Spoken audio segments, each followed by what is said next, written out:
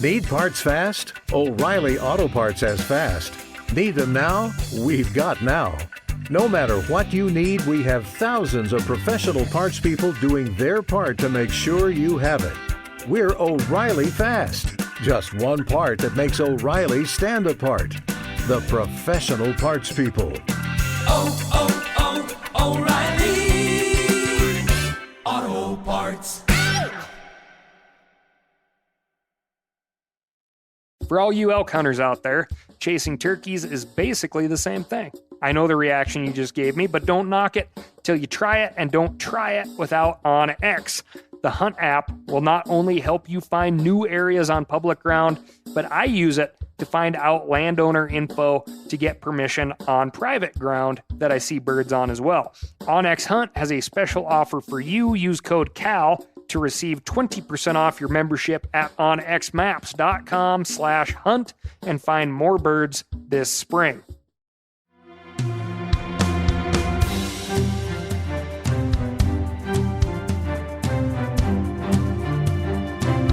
From MeatEater's World News Headquarters in Bozeman, Montana, this is Cal's Week in Review with Ryan Cal Callahan. Now, here's Cal. What is up? Cal's Week in Review. Cal of the Wild. I'm not sure if you're going to start seeing that new logo yet, but we did a bunch of new artwork and pictures, and yes, it features Snort, which is, fun for me, fun for you. It's really why you're here. I get it. But I know you're also super interested in conservation, so that's why this week's special drop is with Chris Jenkins of the Orienne Society. And if you are wondering what the Orienne Society is, well, you're in the right place, because I want to know too. And as you probably are painfully aware, I ask a lot of questions, but it's really just for you. So without further ado, CEO Chris Jenkins of the Orienne Society. Chris, can you tell us who you are and what the heck the Orienne Society is, or how it came about? Yeah, sure. Thanks for having me on, Cal. This is great, and I am a really kind of a wildlife biologist, conservation biologist by training. Grew up rural New England, doing a lot of hunting and angling and looking for frogs and snakes and all of those good things, and then went on through university and was ultimately going to be a professor, but ended up working on a variety of wildlife conservation projects in your region, in the northern Rockies. I worked in and around Yellowstone National Park on a whole variety of species, ranging from sage grouse to pygmy rabbits to rattlesnakes. So quite a diversity of experience. But after I left the greater Yellowstone ecosystem, I founded a new wildlife conservation nonprofit called the Orienne Society. And Orienne Society and myself were based down in Georgia, and I live in the probably not what most of your listeners think of when they think of Georgia. I live in the mountains. A lot of people don't even realize there are mountains in Georgia, but we have the northern part of the state. It's pretty significant mountains, lots of wilderness areas, big national forest, and wild and scenic rivers. Just a really beautiful place. If anybody's been to Great Smoky Mountains National Park, it's actually very close to there, and people can kind of have kind of imagine what it's like where we're based. And the Orienne Society is, again, a wildlife conservation nonprofit. And to explain what we do, it's probably best to explain what we don't do, in that we don't do advocacy, litigation, lobbying, those types of conservation approaches. We do what we call science-fueled boots on the ground conservation. And so what that really means is that we do science and on the ground conservation where you really get your hands dirty. So first, on the science side, we do a lot of scientific research, all research, of an applied nature, research that will tell us something about a species we're interested in that will allow us to, in turn, work on conservation projects in an informed way for those species. So we have graduate students. I'm adjunct faculty at UGA. I have other staff who are also faculty members at different universities. And but really the biggest part of what we do is the boots on the ground conservation part. And when I say boots on the ground, getting your hands dirty, it's the types of things such as buying land, conserving land in different forms, a lot of habitat restoration work. We do a lot of wetlands restoration. We do a lot of prescribed fire in different landscapes around North America. We do a lot of like captive breeding and reintroduction programs for species that have gone extinct. We integrate well with federal, state agencies, other nonprofits, do a lot of conservation planning and working on endangered species recovery plans, for example. So really diverse, but we use science and we take the results from our science and just kind of the scientific world at large and use that information to inform actions on the ground to conserve wildlife.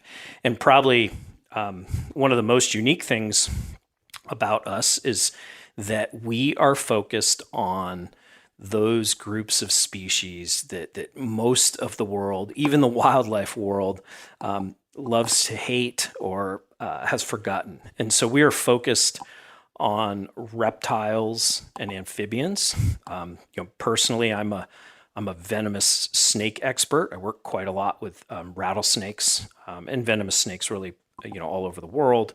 And but we focus on snakes, turtles, frogs, salamanders, things of that nature. And the last thing I'll say about that is that I don't want to have your audience just tune out if this is largely a hunting and angling, based audience. First of all, as you know, Cal, because we both serve on the board of Backcountry Hunters and Anglers together, I am also a very avid hunter and angler. I hunt and fish over 150 days a year. It's a huge part of my life, and working on conservation through that, policy and advocacy in the hunting and angling space is a huge part of what I do.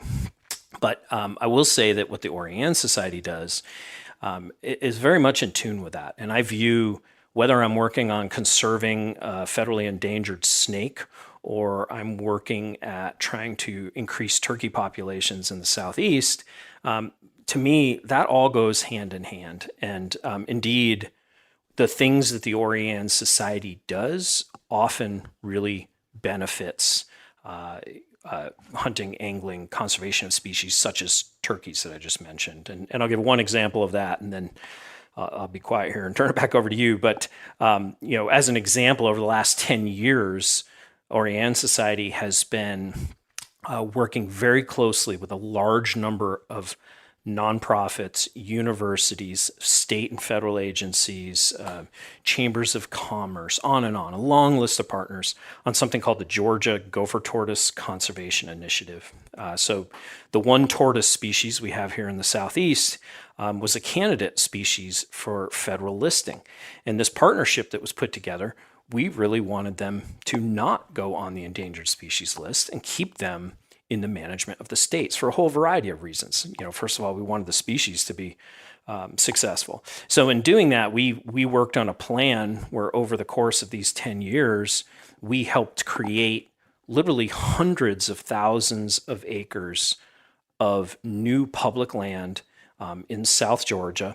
And, all of those acres are now places that you can go and you can hike, birdwatch, hunt, fish, do whatever it is that you're interested in. So there's a lot of intersections here between your audience, my personal interest in hunting and fishing, and this conservation focus on reptiles and amphibians that the Orienne Society works on.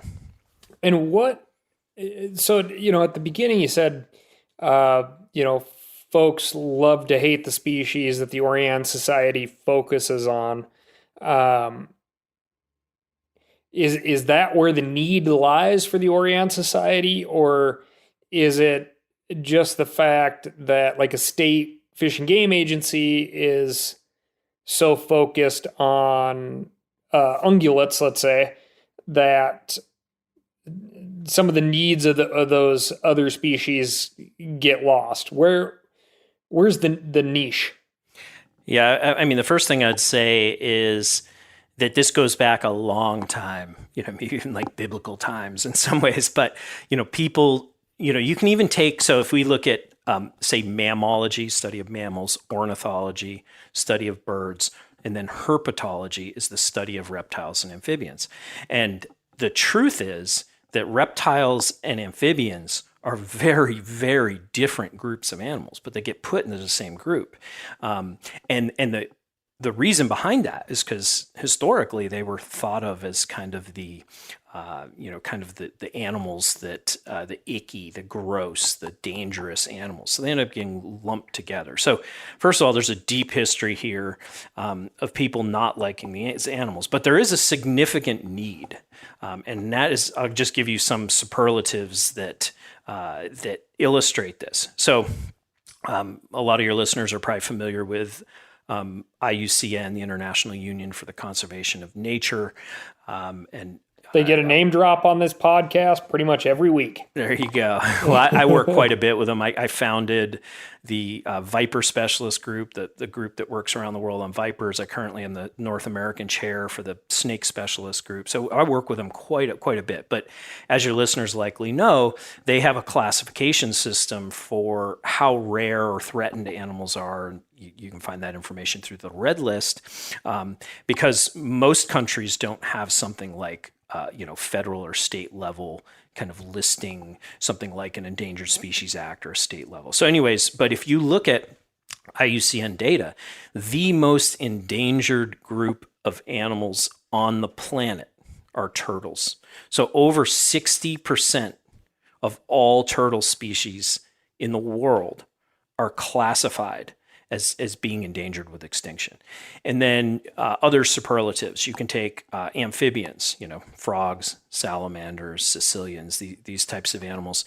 They are experiencing some of the most rapid declines and extinction rates of any vertebrates or any types of wildlife that we know of. It's just incredibly dramatic. It's moving around the world, literally waves of disease that are wiping out huge suites of species. And then even snakes. The thing with snakes, I would say, is that they're one of the least understood scientifically of all the wildlife species for a whole number of reasons. So if we look at IUCN, say, conservation status information, we know very little about snakes. So the first point there is that, yes, there is an incredible need.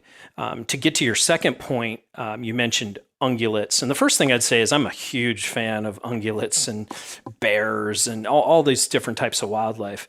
But, and I would say that conservation of something like an elk population, could benefit reptiles and amphibians, just like conserving a gopher tortoise in the southeast here could conserve a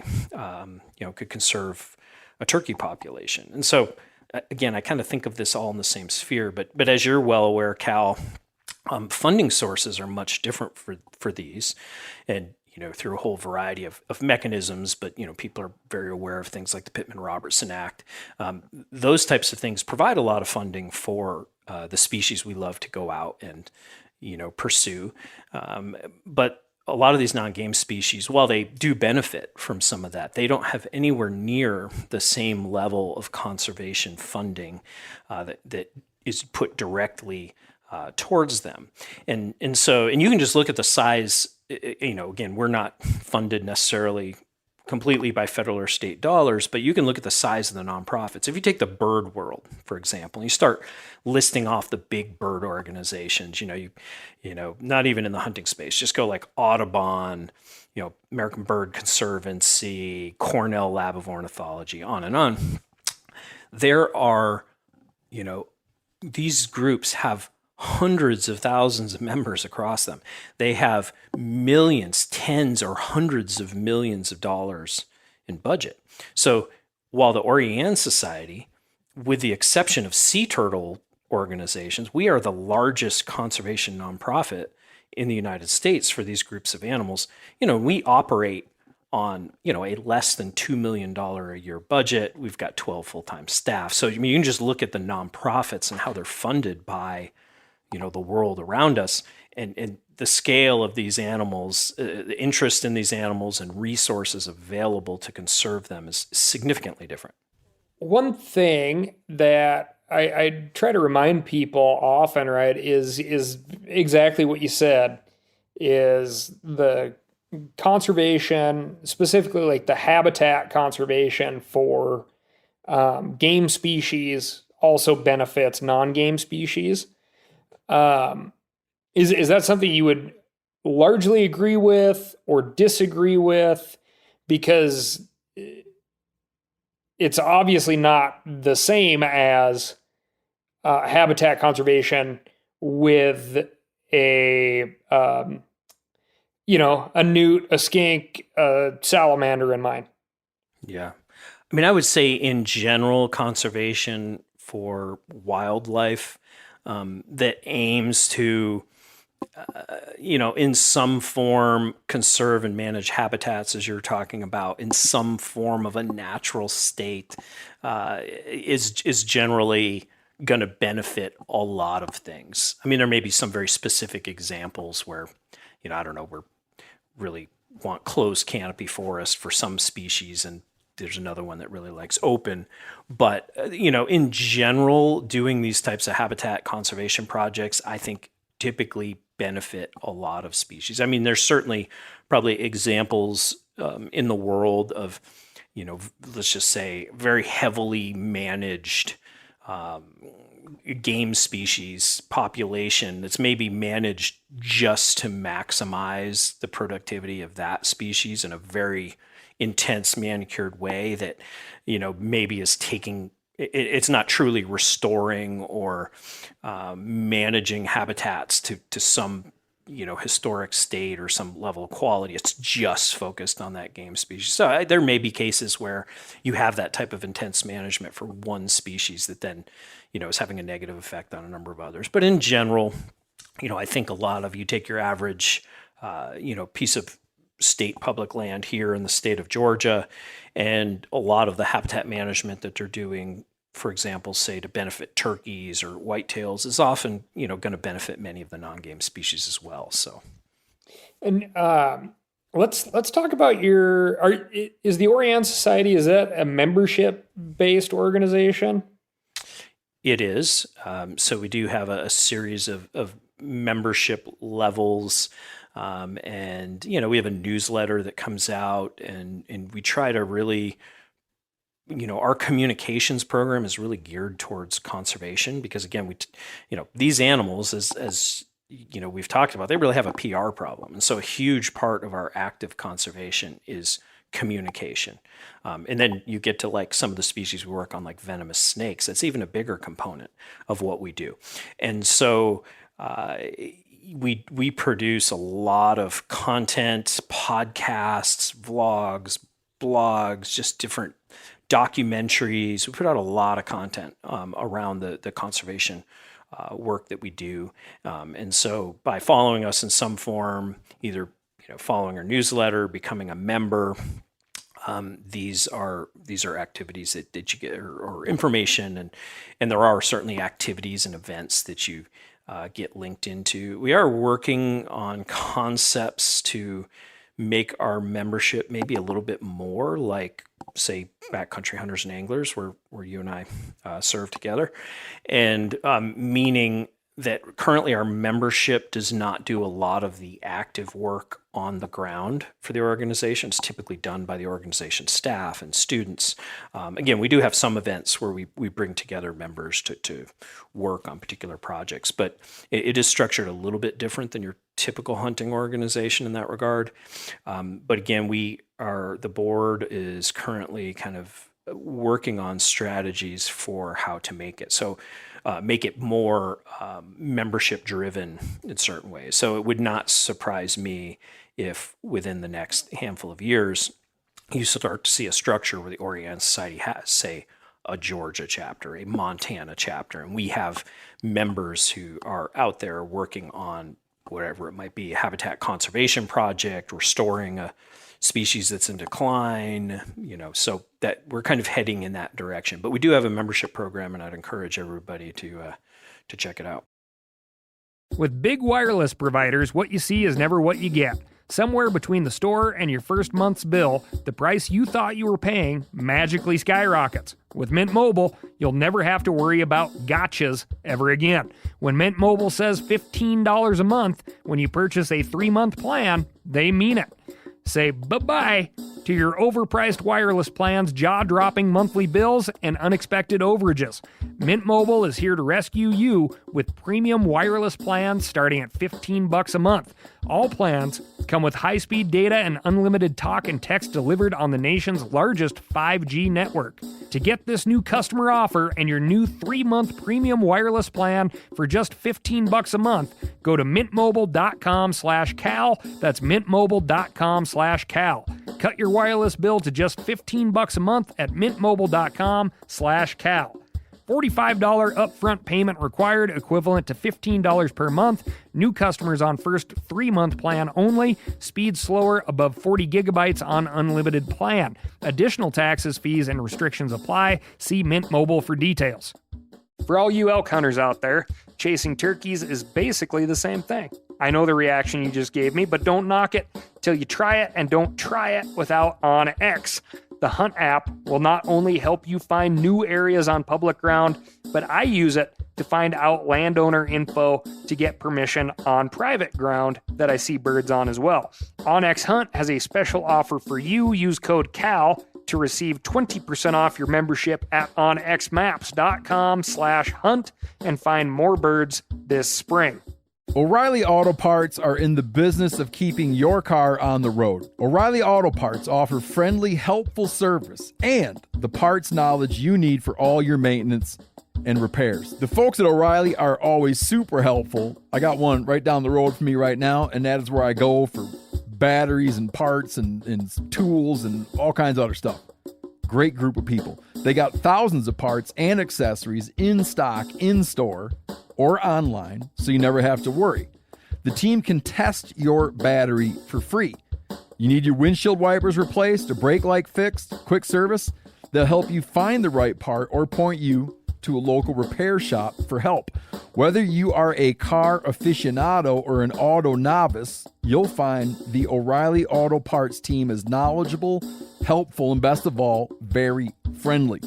The professional parts people are your one-stop shop for all things auto do-it-yourself. Stop by O'Reilly Auto Parts today or visit them at O'ReillyAuto.com/meateater. That's O'ReillyAuto.com/meateater. Just out of curiosity, when you're talking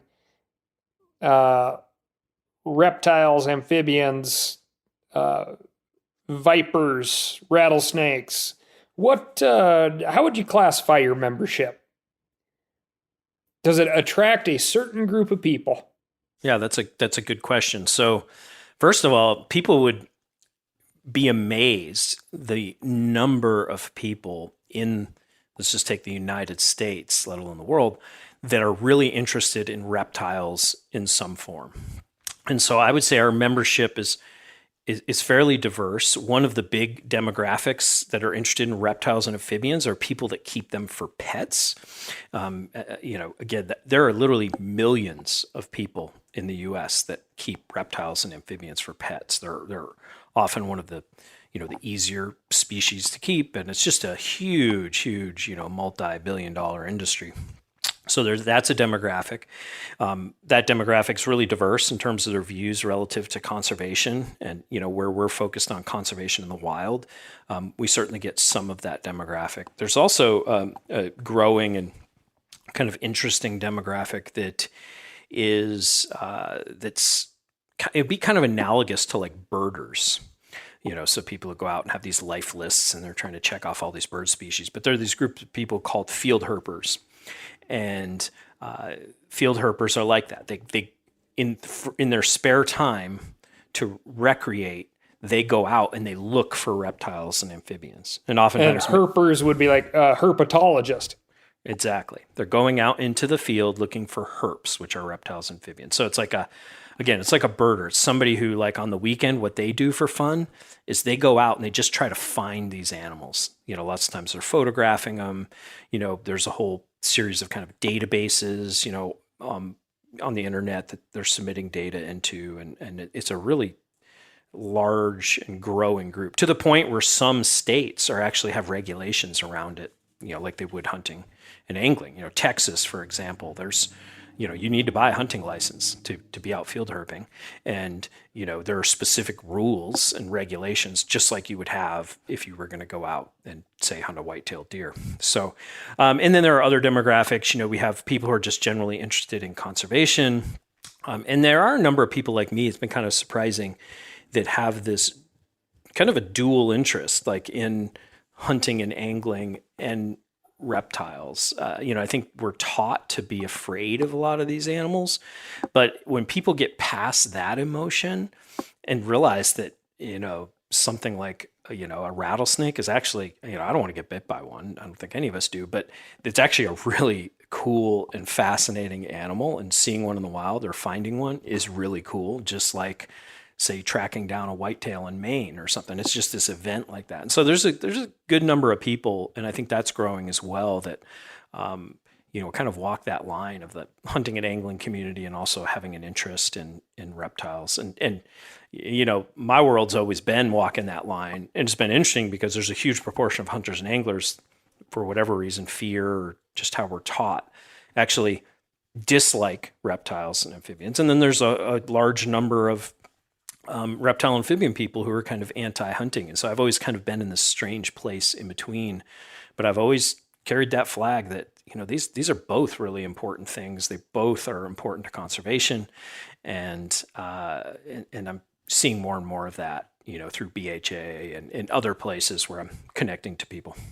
Well, yeah, it's such an interesting thing, right? Because hunting, it puts you in places where you're going to run across a bunch of different species, right? Like, that's a huge part of why we go after an elk and a deer and everything else, is that time in nature.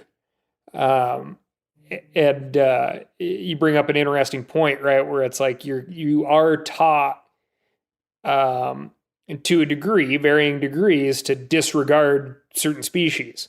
Whether that's because it's going to distract you from what you're supposed to be doing, or because there is a fear, as in, the case of a rattlesnake, right?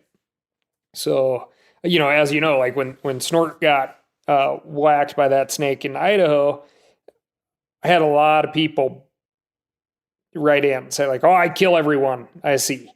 And I just got to say, like, we've run across many more rattlesnakes here in Montana since Snort got bit, and they all lived to rattle another day. Yeah. Yeah, I mean, and yeah, I'm a huge into rattlesnakes, but I have bird dogs, as you do. Actually, 2 nights ago, I came out onto my back patio, and my English Cocker Spaniel was literally nose to nose with a copperhead, and didn't get a bite. But I've had some of my bird dogs get venomous snake bites before. And yeah, it's just, to me, it's all part of the natural world, and it's not the way I look at it, quite honestly. And I can't be like sit up on this soapbox and say nobody should ever kill a snake. And a lot of people do that. Because I kill so many animals, to eat and, just through, my different forms of recreation. But a couple things there. First of all, the way that we kill snakes in this country, and the way most people think about killing snakes, is you kill any snake you see anytime, anywhere. I'm generalizing, of course. But, if I was to tell you or one of the listeners that, hey, I'm going to go out and I'm going to kill every bear that I see. I'm going to kill them year round, day, night, on and on, in an unregulated fashion. People that's just, I wouldn't do that obviously, but you would be horribly upset with me. And the way we look at snakes is not as wildlife that we want to manage. Maybe we don't want them at our back door. I don't want my dog getting bit, but I want to know that up on that mountain behind my house is a timber rattlesnake population, and it's a wild place, and so there's a number of different angles there. The other thing I'd say, and I know you've even heard me say this, Cal, is that in doing that and killing every rattlesnake we see, what we don't know enough. I'm not saying we should never kill a rattlesnake, but the difference is that we know a lot about elk populations, population dynamics, animal behavior, on and on. We know a lot about their science, or you go to whitetails even, where we know, infinitely more. We know so little about rattlesnakes and their population biology and all of these things, and to effectively harvest them in a regulated way where people are allowed to kill the snakes, but the snakes are still going to persist. We just don't have the information for that. And I will tell you, the information we have for rattlesnakes might be more like, I'm trying to think of the best way for the audience. It'd be like the difference between a whitetail and a mountain goat, meaning in terms of their reproductive rates and those types of things. You can kill a lot more whitetails, and they're still going to have pretty high production at a population level, whereas mountain goats are not.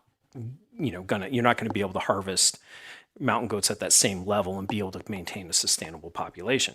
We know rattlesnake populations, based on their reproductive biology, that they have a really slow, long life, low reproductive output. They're not the type of species that you can kill just kind of anytime, anywhere, and they're still going to persist on the landscape. There are some states like Pennsylvania, for example. I know I'm on a huge tangent, Cal. I'll get off of it right after this, but there's some states like Pennsylvania, for example, that has a hunting season for rattlesnakes. And if you go and you buy like their version of a sportsman package or whatever they call it, and you get your bear tag and your whitetail tags and your, trout stamp, whatever all the components might be there, one of the things you get is a rattlesnake tag. And there's a rattlesnake season. There's a rattlesnake tag and a rattlesnake season? Yep, and there are regulations around it. You have to harvest a male. It has to be of a certain size, on and on. And I will tell you that I did an episode on this on my podcast called Snake Talk, and this is one of the tools that the state of Pennsylvania used to recover timber rattlesnakes, and they now have some of the strongest timber rattlesnake populations in the country. But they provided a way where people could kill a snake, for meat, for the skin, for the rattle, whatever it might be. But at the same time, just like we think of all other wildlife, they're doing it in a managed, regulated way so they can, try to maintain that species on the landscape while allowing opportunity for people to have that, interaction with the animal. So anyways, I went on a horrible tangent. It kind of forces people through a non-confrontational way to look at that species closer, right? If they have to sex it and they have to get a general length, it can't just be a pure reaction kill when they come across a snake. Yeah, no, exactly. I mean, they're going out and hunting snakes, just like you go out in September, say, and bow hunt elk. And the other thing it does is it brings value to that animal. It's a game species. And like I said, people have to really look at this animal, and I won't go into the details of how it's done. It's also how I handle snakes. But what these rattlesnake hunters are doing is they're physically handling these rattlesnakes to determine if they're male or female. They're doing it in a safe way and so on. But you get this much more in-depth knowledge about the animal, a really cool animal, and just in general, it's bringing more value to the animal. So I went on a tangent. I don't even know if I fully answered your question, but I do think that Pennsylvania example is interesting. And And, just the idea of killing every snake you see, to me, it just doesn't make sense. To me, it's like, I'm going to kill every bear I see. That doesn't make sense to me either, because I want to be able to go out and hunt bears every year and have bear meat in my freezer, just like I want to be able to go out every year and see some of these rattlesnakes in real wild places.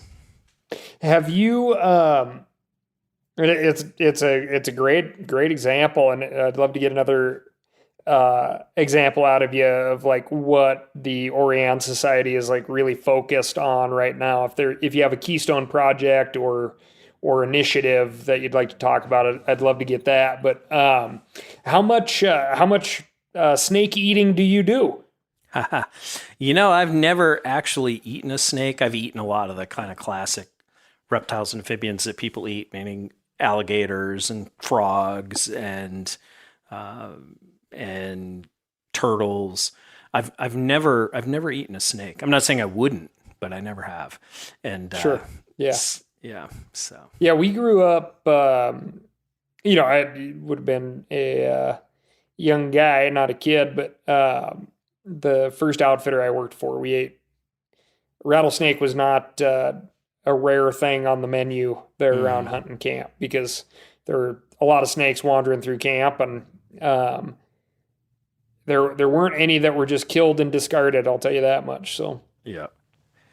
Interesting. Yeah. What are your thoughts on rattlesnake and what it tastes like, and is it good? I've certainly pulled it off a couple of times where it was like tender and pretty darn enjoyable. There's just like most of our wild game, no fat, right? So or it seems like the grease is in that layer just underneath the skin that comes off with the hide of the snake. Mm-hmm. And I would say it's like a dark meat chicken. And yeah, we used to do a bunch of stuff. I will tell you, I ran a snake over just on accident. I'd make especially big production when you're towing a trailer and try to avoid a snake in the road. But I do try to make sure that that's not how they meet their end under my tires anyway. But this particular one did, and I skinned it through the whole thing on this barbecue as we were getting camp ready for the season, and returned to the barbecue, flipped my headlamp on, flipped the lid up, and we also had a road-killed pheasant on there that night too. And the snake had fully coiled up in the barbecue and was in the striking position when the smoke and steam cleared in my headlamp. And I screamed and fell backwards over a cooler behind me. That's great. I picture them doing exactly that if we put them on fire, just like all those muscles tightening up and them coiling right up. That's funny. Yeah, it was. Yeah, it's an interesting meat. Yeah, that's for sure. So, but yeah, Chris, so there's my aside for you. If there's, do you have a particular issue that Orianne's involved with that you'd really like people to know about, or something that you'd think new people to Orienne Society would be interested in or want to engage in? Yeah, I would say, first I'll just give you the 20-second overview of kind of the breadth, but then I'll focus back in on one project. And, so we have two kind of focal landscapes that we work in, really kind of three, and they're all in Eastern North America. So the longleaf pine ecosystem, the Southern Appalachian region, and then also what we call the Great Northern Forest. So these would be forests up in the Northeast, places like Adirondacks and Southern New York, all the way up through Maine and Quebec. But, and then we have a whole series of smaller projects all over. We've done a lot of work in the West looking at energy development and some of the rare rattlesnakes, say in like Wyoming and Colorado, and other projects really kind of spread across the West.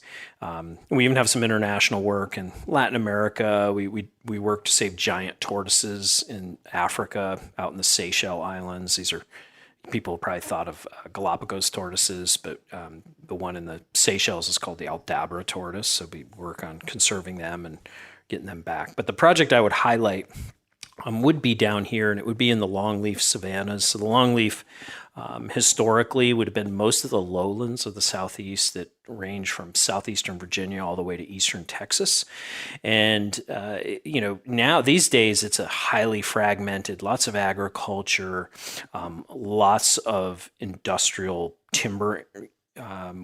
So it's really just another form of agriculture with trees that typically wouldn't even be there. But historically, most of that landscape would have been this kind of open pine forest, really low density trees with a lot of really just beautiful grasses and forbs. It's almost like a savanna, like a grassland with low density of trees. And so we have a huge focus in that region. There's a lot of really rare reptiles and amphibians. Diversity's high because the latitude's low, and there's been a lot of development. So you have a lot of species that are really in need, and we have a lot of components to that. And I won't get into them for the sake of time. But the one I'll focus on in terms of getting people involved is something called the Longleaf Stewardship Center. So we run a property called the Longleaf Stewardship Center. We have facilities there, and it's really focused on stewardship of this longleaf ecosystem. And if you want gopher tortoises, indigo snakes, or turkeys for that matter, these forests don't function like they did historically. You need to actively manage them. There's a number of different components to that, but I'll highlight fire. And I think you've even done, I think you were maybe down at Tall Timbers and did an episode on kind of fire in the Southeast. And so that's really huge for us, is prescribed fire. We have our own prescribed fire teams. Along with that, we do a lot of forestry, getting those off-site, sometimes non-native pines off the landscape, and getting the native pines on the landscape. We do a lot of ground cover restoration, so restoring native grasses. So we're always out there at different times of the year, like essentially vacuuming up grass seed, and then we're bagging it up and sorting it and then planting it in other places. And along with that, out of the Stewardship Center, we're monitoring a whole variety of species, some of them game species, such as bobwhite quail, and other turtles and frogs. And so the Stewardship Center is a place where people can come and volunteer and work with us to help do things like restore grass if they had the appropriate expertise, potentially even prescribed fire, rare species inventories. It's a place that we give events and trainings and work with partners to have landowners come in and learn, whether that be prescribed fire trainings, whether that be ground cover restoration training. So it's a place out of which our restoration and management teams are based. And, from there, we do all kinds of restoration and management all across South Georgia. But it's also a place that we bring people to teach them these techniques so we can amplify our impact and make our impact much more significant over, space and time by, empowering and educating all of these people to manage these landscapes. And they can find, everybody can find more information about this or any of Orienne Society's projects and programs by going on our website, which you can find at www.orianne.org.